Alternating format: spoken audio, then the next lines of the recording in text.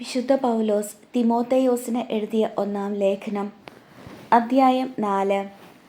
കപടോപദേഷ്ടാക്കൾ.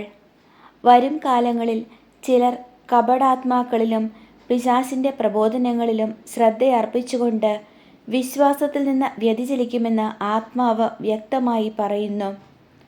മനസാക്ഷി കത്തിക്കരിഞ്ഞുപോയ നുണയന്മാരുടെ കാപട്യമാണ് ഇതിന് കാരണം. അവർ വിവാഹം പാടില്ലെന്ന് പറയുകയും ചില ഭക്ഷണസാധനങ്ങൾ വർജിക്കണമെന്ന് ശാസിക്കുകയും ചെയ്യുന്നു. ഈ ഭക്ഷണസാധനങ്ങളാകട്ടെ വിശ്വസിക്കുകയും സത്യം അറിയുകയും ചെയ്യുന്നവർ കൃതജ്ഞതാപൂർവം ആസ്വദിക്കാൻ വേണ്ടി ദൈവം സൃഷ്ടിച്ചവയാണ്. എന്തെന്നാൽ ദൈവം സൃഷ്ടിച്ചവയെല്ലാം നല്ലതാണ്. കൃതജ്ഞതാപൂർവമാണ് സ്വീകരിക്കുന്നതെങ്കിൽ ഒന്നും നാം നിരാകരിക്കേണ്ടതില്ല. കാരണം അവ ദൈവവചനത്താലും പ്രാർത്ഥനയാലും വിശുദ്ധീകരിക്കപ്പെടുന്നു. യഥാർത്ഥ ശുശ്രൂഷകൻ. ഇക്കാര്യങ്ങൾ നമ്മുടെ സഹോദരരുടെ ശ്രദ്ധയിൽപ്പെടുത്തിയാൽ നീ യേശുക്രിസ്തുവിൻ്റെ നല്ല ശുശ്രൂഷകനായിരിക്കും.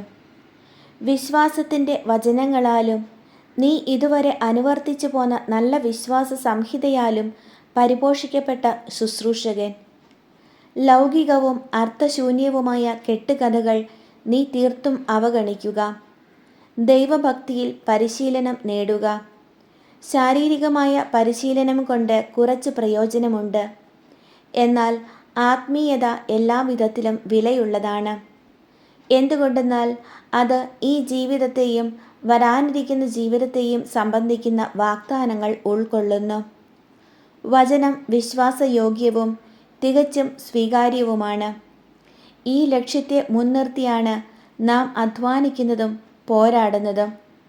എല്ലാ മനുഷ്യരുടെയും വിശിഷ്യ വിശ്വാസികളുടെയും രക്ഷകനായ ജീവിക്കുന്ന ദൈവത്തിലാണ് നാം പ്രത്യാശയർപ്പിച്ചിരിക്കുന്നത്.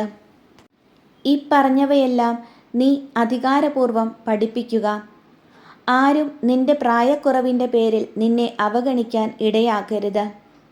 വാക്കുകളിലും പെരുമാറ്റത്തിലും സ്നേഹത്തിലും വിശ്വാസത്തിലും വിശുദ്ധിയിലും നീ വിശ്വാസികൾക്ക് മാതൃകയായിരിക്കുക.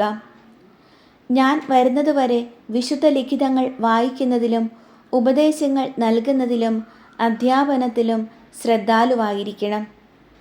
പ്രവചനപ്രകാരവും സഭാശ്രേഷ്ഠന്മാരുടെ കൈവയ്പ് വഴിയും നിനക്ക് നൽകപ്പെട്ട കൃപാവരം അവഗണിക്കരുത്.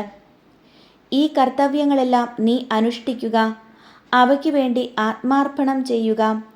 അങ്ങനെ എല്ലാവരും നിന്റെ പുരോഗതി കാണാൻ ഇടയാകട്ടെ.